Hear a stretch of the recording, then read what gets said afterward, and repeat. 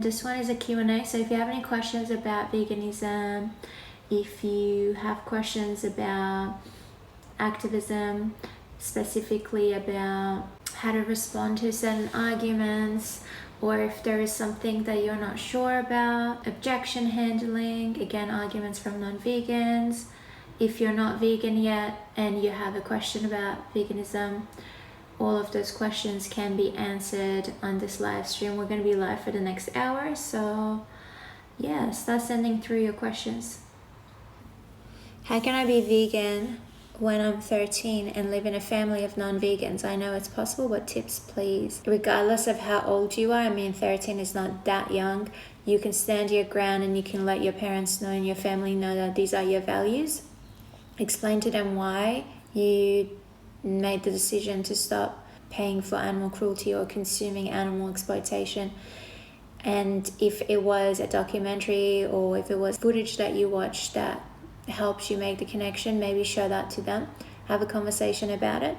But like I said, stand your ground. Even if they can't make the connection and they're not ready to be vegan, you're old enough to make that decision. Your family cannot force you to continue to consume animal products. So ask them to prepare meals for you that are vegan or buy things for you that are vegan so that you can prepare your own food. In terms of other products like clothing and beauty products and things like that, you should do your research yourself because you're the one who's responsible for it. And then tell your parents if they do the shopping for you. So you need to do your own research and then let them know what you need.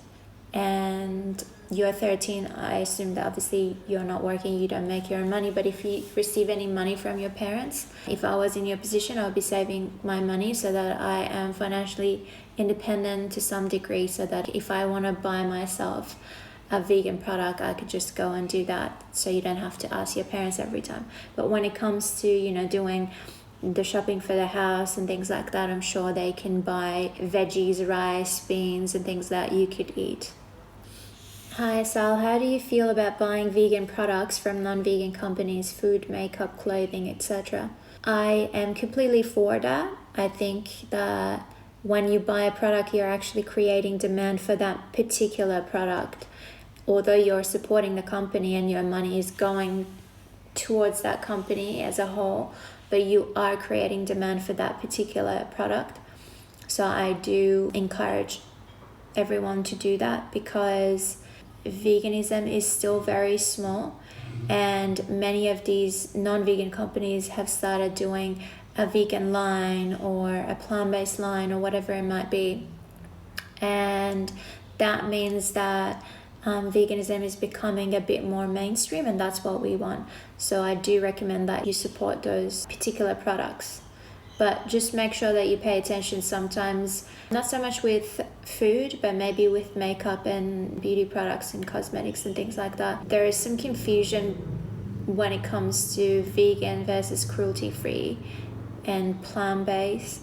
I think I recently heard that, I think it was Garnier or some other brand that released a product or a line that was marketed as vegan, but it wasn't actually vegan. It was just plant-based, but it was still tested on animals.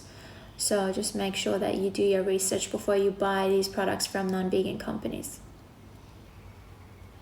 What can I do when my partner of 12 years refuses to even think about going vegan? What can you do? The only thing you can do is to show them the truth, encourage them to look into it, and the rest is up to them. I'm not sure what your question is exactly. We can't force people to accept the truth. We can only try to educate them, and they will only accept it when they're ready to see it and to listen.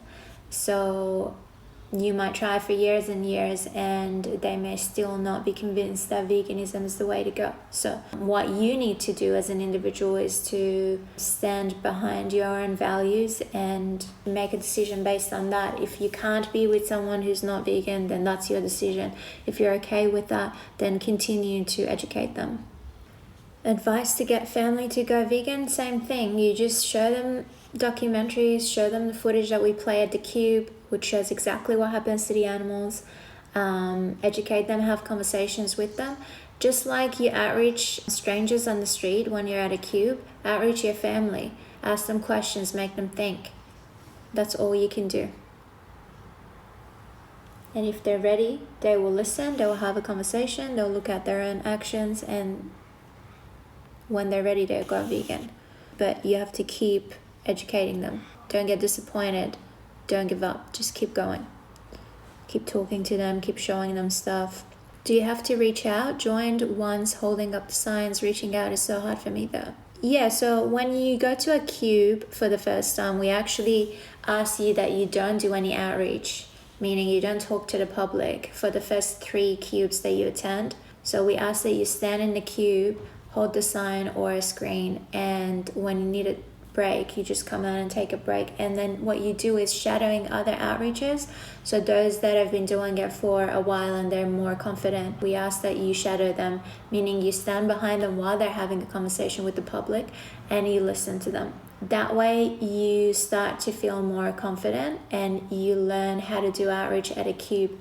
You might be someone who has done activism for a while, but when you go to the cube, you realize that we do outreach a certain way. We want everyone at the cube to follow those steps that we have and to do outreach AV style, which is basically just holding people accountable for their actions and asking questions. Our conversations are usually very short. So in the first 5-10 minutes, you know where that conversation is going. So that's why we want you as a new volunteer, if you attend, we want you to learn that outreach style first before you start doing outreach. If you have done this before and you still don't feel comfortable, you just need to keep doing it. One thing that you could do, especially during this time, most people are staying at home for the most part, especially if you're in lockdown. Just practice your outreach by going online and responding to comments. And then once you're at a cube, you'll feel more comfortable because you have heard all those arguments a million times and you know how to respond to them. I know that for some people it's a bit more uncomfortable because you're talking to someone face to face, and especially if you have, a bit of anxiety, you might feel like it's a bit of an awkward situation talking to someone, holding them accountable. 2 things could happen. If you're just being straight up with someone and just telling them how it is, either they are mature enough and honest enough with themselves that they're going to accept that and they're going to reflect on it and decide to change their behavior and change their actions because they can see that what you're saying is true, and they'll be like, oh yeah, if I say that I'm against what I'm seeing on the screen and I'm paying for it, then I'm a hypocrite. They're either going to make that connection then, or they're going to be defensive and they're probably going to walk off, or they're going to throw a few arguments at you and then walk off. So that's the worst thing that could happen, is someone raising their voice a bit because they're triggered and they're getting defensive and then walking off, or you can walk away from them. But don't be scared. Nothing scary is going to happen. Just keep practicing it and go talk to people. Again, if you have only done 1 cube, I recommend that you do shadow other outreaches for at least another 2 cubes. Or even 3. Do it as much as you need to so that you can actually walk up to someone and say hello and start the conversation. But at that point, then don't be afraid to do outreach and to experience that. If you have any particular arguments that you're struggling with and you don't know how to respond, then you can go and ask other outreaches, or you can ask your organizer, or I do these live streams regularly to help people with those arguments. So you can ask your questions. Once you know how to respond to each argument, it becomes very easy, because no matter what they throw at you, you just handle it and then you hold them accountable. That's it. That's outreach. How do you partake in activism without being pushy? I feel like non-vegans call vegans pushy because they just want to be comfortable. They don't want to be held accountable, and they don't want to be asked questions. They don't want to have to stop and think about their actions. That's why they call you pushy. When it comes to doing cubes, especially what we do, we are just standing in the middle of a street doing our own thing, and we wait for people to come to us. So when somebody approaches us and they're watching the footage and they're asking questions, or we approach them, we only engage with people that are interested in having a conversation, even though they might be interested at the start and then they might get uncomfortable and defensive and they may want to run away. That's fine, but we only engage with those who are interested to begin with. It's not like we're running after them, we're chasing people down the street and we're like, come here, come have a conversation with us. So they actually come to us and we start the conversation. And then at some point, or this might happen online as well, if people feel too uncomfortable, because again, you're holding them accountable and they have to look at their own actions and they have to be honest with themselves, even if they don't admit it, deep down, if they are being honest and they can see the hypocrisy, then they're going to start feeling uncomfortable, because it is uncomfortable. So then the way many people deal with that discomfort is to call you pushy and just ask you to shut up. And they'll be like, just be vegan. If you want to be vegan and respect my choice. I respect your choice to be vegan. You have to respect, this is my journey, blah, blah, blah. So it's not that you're doing anything wrong. You should be speaking up in a way that if you were in the animal's position, you would have wanted someone to speak up for you. So you don't want to dilute the message. You don't want to be too soft. You don't want to be walking on eggshells around people, trying not to bother them and not to offend them and things like that, because this is an injustice you're speaking up against. So of course you need to be strong about it. That makes people uncomfortable. That's why they call you pushy. It's got nothing to do with you. You need to continue speaking up for the animals the way they deserve it, whether it's online, engaging in a conversation, or on the street, whatever form of activism you're doing, telling people the truth and not backing down. For example, let's say you're at a cube, you're showing them the footage and they feel awful, and then you hold them accountable and you bring them to the conclusion that they're a hypocrite for supporting what they're saying they're against. Because most people say, I'm against animal cruelty, and then you ask them, they're like, yes, I do eat chicken and fish sometimes, for example. And then at some point in that conversation, that person might say, okay, I'm going to go vegetarian for a while, or I'm going to start my journey to veganism. If you say as an activist that's not good enough and explain to them why, then they're going to label you as pushy, because they're going to be like, well, why can't you just be happy that I'm making steps in the right direction? Again, because you're making them feel uncomfortable, because it's like a big change to them and they're not ready to commit to that. So they're going to blame you for it. They're going to try to make you feel bad and call you pushy or annoying. But that's only because you're doing the right thing. So being pushy just means being persistent and assertive, and that's what it is. So continue doing what you're doing. How do you respond to someone who says it's not their time to become vegan? I hate that answer. Yeah, so I was just talking about this. Regardless of how much you talk to people and you show them documentaries and stuff, if that person's not ready, they're not going to go vegan. We know that. It all comes down to whether that person's ready or not, even if they feel guilty or even if they admit to being a part of the problem, whatever it might be, but deep down they have to be ready and convinced for them to be vegan. That person that says it's just not their right time to be vegan, it's someone who is just being honest about that. And again, there isn't any like magical trick that you can do in that moment. The only thing that I would say is just be mindful that for as long as you're taking baby steps towards veganism, these animals are being raped, tortured and murdered just for you, so you can sit down and eat a sandwich or buy a leather bag or whatever it might be that you're supporting. So as long as you're taking your time with it, these animals are being tortured and murdered just for you as an individual, and you're responsible for that. That's all you can say. How do you respond to someone who says going vegan won't help animals because the government subsidizes the meat industry?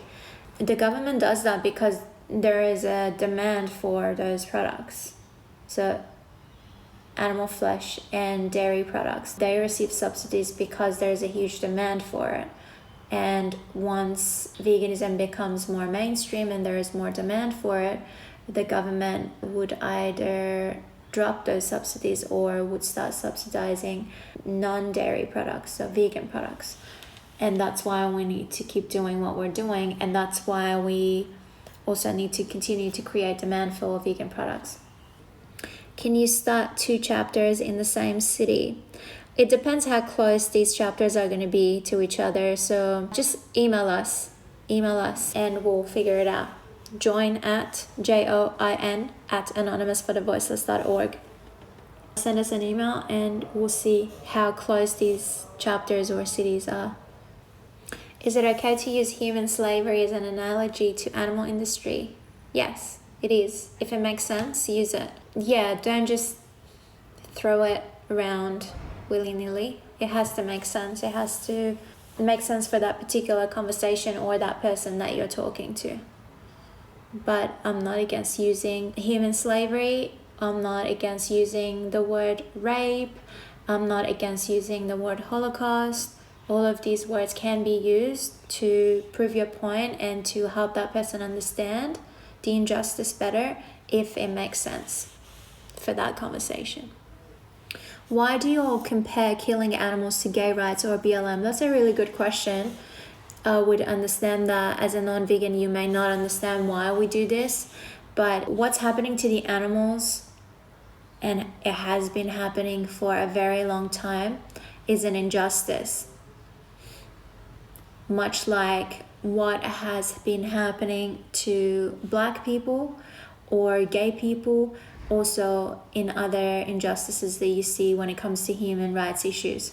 So that's why sometimes we compare animal exploitation, especially what's happening with animal agriculture, to those movements to point out the injustice and the fact that these animals have been exploited and oppressed for the longest. Humans have always exploited and oppressed these animals, and it's been going on for the longest. And you could argue that's the biggest injustice in terms of the number of victims, so the number of individual animals that are being exploited, raped, tortured, and killed.